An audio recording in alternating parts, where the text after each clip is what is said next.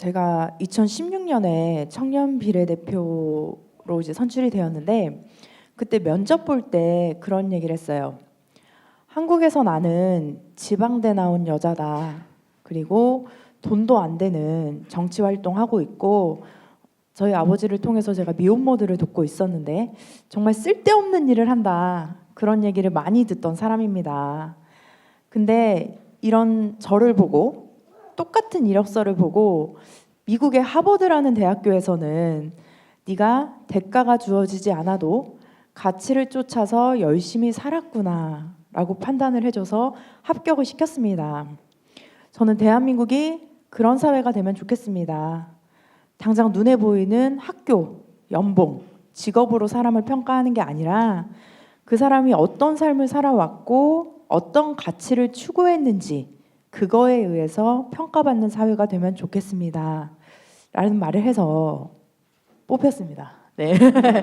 그래서 제가 국회의원 후보로 당선이 됐는데 뭐 제 자랑을 하려고 말씀을 드린 건 아니고 오늘 말씀을 해주신 22분의 청년분들이 아마 그런 인생을 저와 함께 살아오신 게 아닐까라는 생각을 해봅니다.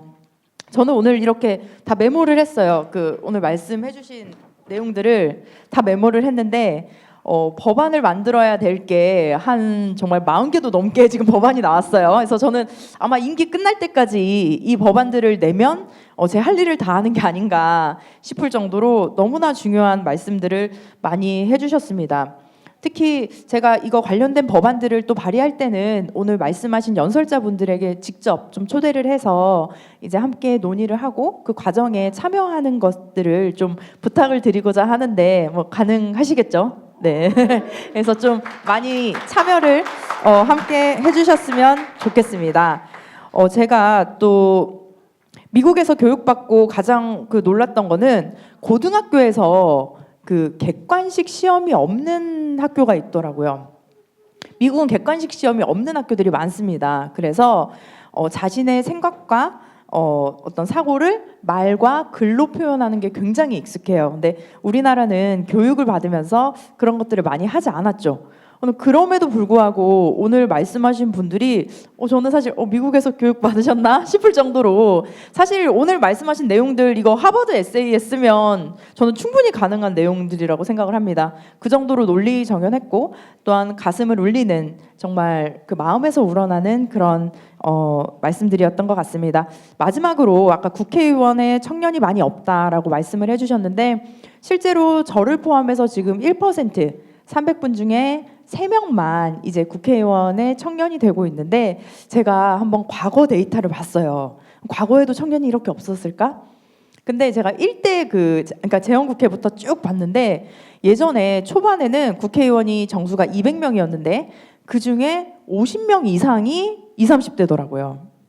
근데 요즘의 청년들은 사실 과거의 청년들보다 더 많이 배웠고 사실은 더 알고 있는 것들이 많음에도 불구하고 국회에 그 수가 적다. 특히 제가 늘 하는 얘기지만 우리나라 청년이 프랑스 청년들보다 능력이 없어서 30대의 대통령이 못 되는 거냐, 30대의 장관이 못 되는 거냐. 저는 우리나라 청년들이 충분히 가능성이 있다고 생각합니다. 그럼에도 불구하고 안 되는 이유는 저는 어린 시절부터 좀 정치를 참여할 수 있는 기회를 늘려줘야 한다. 저도 지금 36이지만 정치 활동을 한 것은 16년이 되었고 아마 지금 오늘 이 자리에 계신 분들 혹시 다음 이번 선거에서 저는 꼭 비례대표 신청을 해주셨으면 좋겠어요. 왜냐하면 제가 지금 총선기획단에도 있는데 총선기획단에서 전반적으로 또한 청년들이 특히 비례대표에 많이 진출을 하면 좋겠다라고 해서 그런 규정도 만들었고 실제로 비례대표를 이제는 뭐 정당에 있는 관계자들이 뽑는 것이 아니라 국민투표를 통해서 이제 선출하게 규정이 바뀌어 있습니다. 그래서 아마 오늘 해주신 연설을 기준으로 네, 엄마 지원하라고 하시네요. 네, 그래서 오늘 말씀해주신 것들을 이제 기준으로 해서 이제 또 에세이도 쓰시고 또 거기에 참가하신다면 아마 다음 선거에서 이 자리에서 좀 청년 비례대표가 몇 명이 나오지 않을까 그런 기대도 하고 잘 부탁드립니다. 네, 꼭 모두 다 함께해서 그런 제도들과 또한 현실의 차별을 함께하면 좋을 것 같습니다. 감사합니다.